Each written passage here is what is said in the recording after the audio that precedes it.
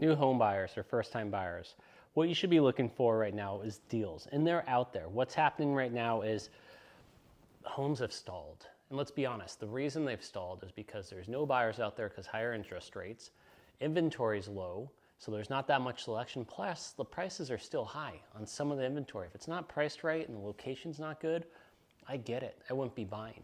But if you're looking for deals right now, especially as a first-time home buyer, new construction. Now I know, oh, it doesn't have a backyard, we need space and this and that and tight neighborhoods, cookie cutter. I get it. Trust me, I get it. But one, it's a brand new home, no maintenance or very low maintenance.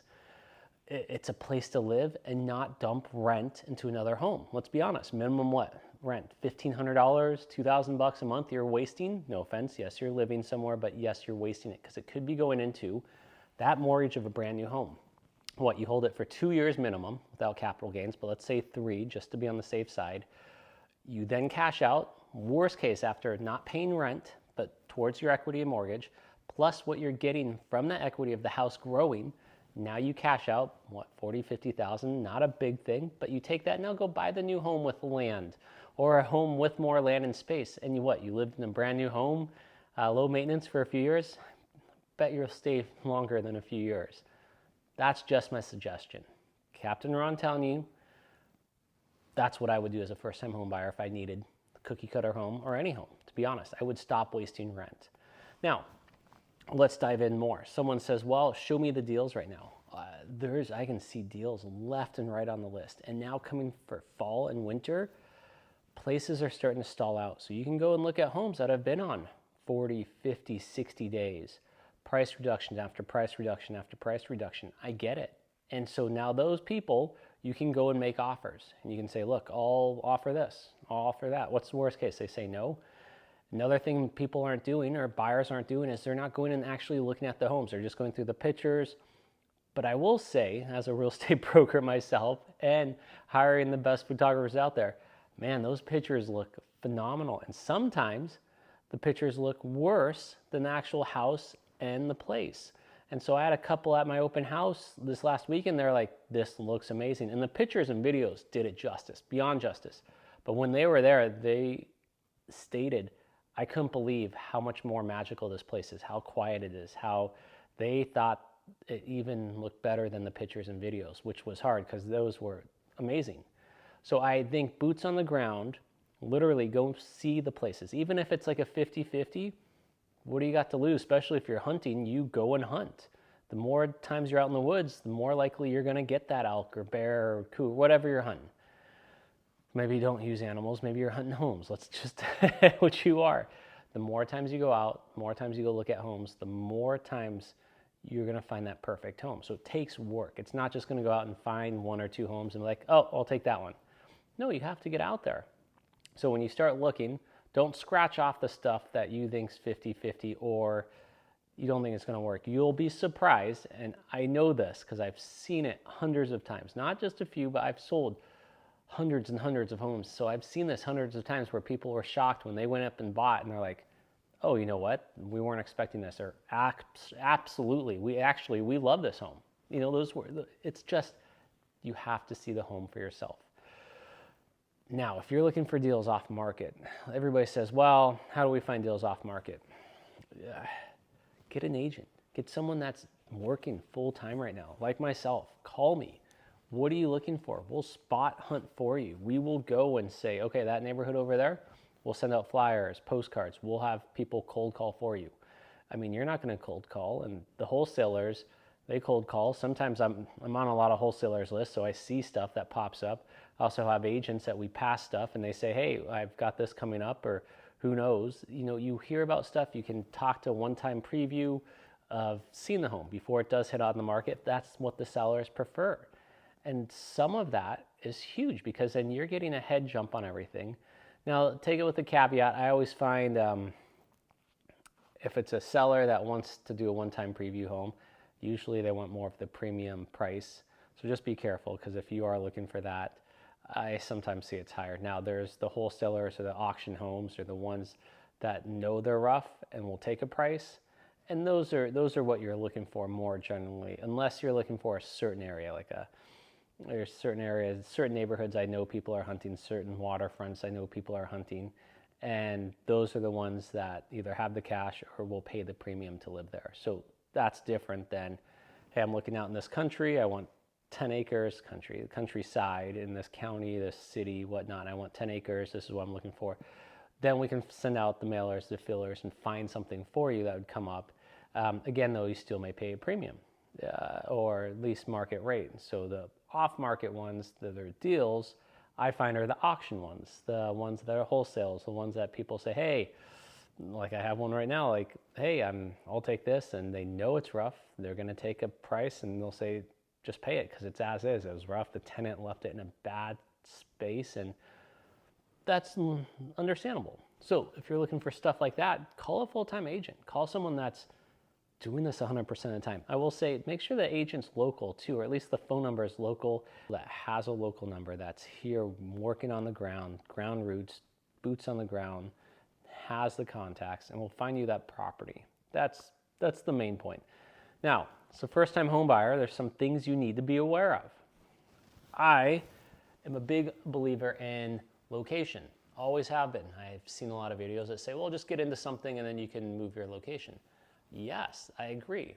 First-time home buyer, if you're doing a cookie cutter neighborhoods, there's a few good neighborhoods. It's not hard because they don't make many of the cookie cutter neighborhoods that you get to select from. So there's a few different ones, and that's about it. If it's a resale home, resale means basically an older home. You know, it's not a brand new cookie cutter home. It's a resale. It's in any of the neighborhoods. I believe you should be hunting a little more particular, because if you're just going to get something and, well, that's all I can afford, well, no, because if it's all you can afford, but it's on a bad corner, busy corner, highway, this and that, if you go to sell in 3 years, the value's not going to go up much. It's going to be harder to sell, and you're going to be miserable and not like it. So don't buy then.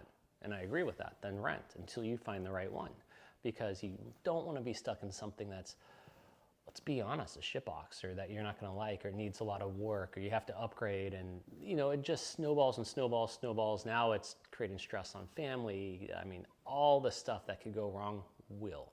So if it's not the right location, yes, make sure the right location, and it doesn't need a lot of work unless you're handy and you're going to put a lot of ROI, you're going to rate of income, you know, like sweat equity into the house. I suggest waiting until you find the right one. So location is going to be key. 2, you need to know the size of what you're working with on the home. What size do you want? What land and this and that? Now that's a little easier for most buyers. We can say, oh, this or that. But I think you need to see a few homes and be like, oh, this backyard's too big, or this which usually isn't the case. But this backyard, once in a while I see that with people want low maintenance yards. But most of the time I want bigger backyards. So you need to find what the minimum backyard it is that you would be willing to see or accept and buy. And so you need to go see the backyards and tell your agent, this is the smallest I'll go. We can look up the lot square footage size, or you can tax record and let us know square foot size. Is it 10,000 square feet for the lot, 20,000? Where are we at? You know, quarter acre, half acre, whatever you need minimum. And then we can go ahead and search for you on that. Of course, the bigger the lot, the price goes up. So again, you need to know your value. Who's your lender? How much money can you buy? You shouldn't even be looking until you know you're pre-approved. It just, no offense, but I do look at stuff, but I know that I'm not going to actually buy it or this or that. But if you're serious and you're going to buy a home, go get pre-approved. Call me. I'll send you the lenders. Go get you pre-approved. Takes half an hour at the most. Here's my numbers. Here's what I do for work. Here's my salary, yada, yada, yada. They even have these quick applications online, and you can fill it out, and you know, simple. You're pre-approved. Hey, I can go up to 600,000. Great. Let's go find you a home. Where do you want? Land size, house size. I actually kind of like the little bit of an older home. The 10-year-old homes, 15-year-old homes, even 20 in there, 2000s. One gives you room to do some renos. It's all move-in ready. It's all clean. It's ready to go most of the time. But it gives you time to come in and then live in it and then be like, you know what? This is what we want to do to the kitchen. Great. Let me know. I will send you names of contractors, companies, designers, everything like that you can have fun with it. You can do it yourself. Hey, we have 3 baths. We're going to reno the 1 bath, and I'm going to tile myself and this and that. Call me. I'll let you know. check my YouTube. Look at the house I redid. Built it, built it, good point. Built it, framed it. Framing now, building stuff, I love it. I think sweat equity is the way to go. There's some caveats to that. Would I rebuild a whole house again and I was in charge of all the other subs and this and that? That was a pain in the ass. I get it now, and it's funny because I always preach use a real estate broker because we have the knowledge, we do this and that, and yet I go and build a whole house myself and then in charge of the subs and everything, and oh, it's miserable. I mean, let's be honest. So it's the same thing. You stay in your lane, do your thing. Would I rebuild a house again? Absolutely. Would I use a GC? That's a tough question. I want to build it again. I want to be in charge of the subs again. I know what I've learned, know what I could do. So it's tough, although it's so much relaxing just to let a GC run and go with it. Tell them what you want. This is what you want. They're responsible for everything. And paying that little extra money is okay because the mistakes I made almost made it even anyways. So now that I know, I think I can chip that down and down. But I digress. I'm going off on a tangent. I believe the homes 10, 15, 20 years old are a good buy. I do.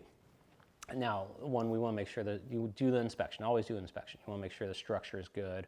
Should have no old wiring. 20, 20 years old, no old wiring, but you check the panels, make sure everything's updated. Plumbing should be good. All the main components should be good. Roof should be good, or we ask for a new roof. It's at 20-year comp, and we're at 2023. It's a 20-year-old home, probably time for a new roof. Stuff like that. You want to make sure it's all good. If it does, then it's cosmetic stuff. It's, let's pick out new flooring. We'll work a room at a time and go forward with it. Countertops, easy. We can find the granite. You can even go to Georgetown and run down their countertop alley and go pick the place you want with your countertops, and then either find someone to put it on or do so forth. That's fun, and it gives you a rate of return on your investment. It even bumps it up more. Plus, you're not paying rent again. Plus, you're getting equity from the home growing over the years. That's my MO, and it comes with a cool little backyard, I bet, with what we can find. So if you're a new home buyer and you want to sit down and kind of really dig into this and go through the process step by step by step, what do we do? Pre-approval. Let's narrow down the niche of looking at homes. Let's go here, and of course we'll have some outliers at first, looking at different homes, narrowing down, well, that lot's size too small, we're going to need big. That's big enough. Anything bigger is a bonus. Great. House size is too small. We need a minimum of 1,800 square feet. We have 2 kids. 2,200 square feet minimum. Rambler would be great, but everybody wants Ramblers right now, just FYI, especially we're a senior town as well in Olympia and Lacey and around the area. A lot of retirees with the rain, so go figure. It's cozy. Stew, soup, sandwiches, rain, fall, usual. Start narrowing down your search. Pre-approval, narrowing down the search, we go and look. Find the home, get it under contract. That's where broker, a real estate broker, I'm actually managing broker, will make sure they know how to do the contracts, know how to negotiate, get you the best deal, tell you what closing costs are, tell you how to get the home on lockdown. We'll do the contracts, get it on lockdown. Great. Next step, earnest money. Let's get the earnest money down, usually in 2 to 3 days, depending on the price. A few thousand down here in at least Olympia, Washington, not like Seattle up that direction, which is crazy. After that, inspection. Let's get the inspection same time as earnest money, usually 3 to 5 day inspection window, sometimes 7 to 10, but most of the time we can knock out the inspection within 3 to 5 days, which sellers like to see we're getting done quickly. Do the inspection report, be there during the inspection if you can. I will be there during the inspection, always am. And then you have to review the inspection. I'll help you renegotiate, or we move forward. Or worst case, if it's just complete crap, you cancel. You get your earnest money back. After that, it's easy. The lender takes over, does the loan. You go ahead and close in your home. And when I mean close, usually move in the home 25 to 35 days later, maybe sometimes 40, 45 days if the sellers need a little more time to get out of the home. That's it. Signing 3 days before you close, and I come by and bring you a gift. It's, there's more details to it, and there's a lot more steps, but those are the main boiler points, the executive summary. And it is fun, it is easy, it's exciting when you go out and look at the homes, but you need a competent real estate broker that's just not going to push you on a home and say, that's perfect. Oh, don't mind location, that's good. You'll be out of there in a second. Oh, don't worry about this. We have wetlands, we have flooding, we have different neighborhoods, major highways, different building codes in different areas of the counties. Gophers, if you want to do anything in the backyard, septic tanks and drain fields, what the hell are those if you're not used to that? Wells, are they good or bad? Wells are great. Certain areas are bad. Be careful. Trust me. Know from experience. I mean, the list goes on and on and on, depending on where you're looking at and location and everything else. School districts, legally we have to say everything's good, but there's certain websites that you can go on and check and see all the drama at different school districts. Holy cow. The one that's supposed to be amazing here is flaming out in flames. Still have people just running from it and used to clamor to it. Those home prices dumped. Ouch. So, with all that said, location's going to be huge again with making sure you pick. So we can guide you and tell you this is what I'd look at, this is what I'd research, here's what I recommend, and so forth. But that's what you get for using a good real estate broker that's been here doing this a solid decade now plus. God, decade, it's crazy to say that. Geez, sorry about saying but if you're serious at doing this and you want a good real estate broker, you want to talk to me, pick my brain, use my knowledge, and hopefully buy a home with me, let me know. I'm here, Captain Ron out. If you need anything, like I said, I'm here. It's raining today, so it's stew day. All right, Captain Ron, see you guys.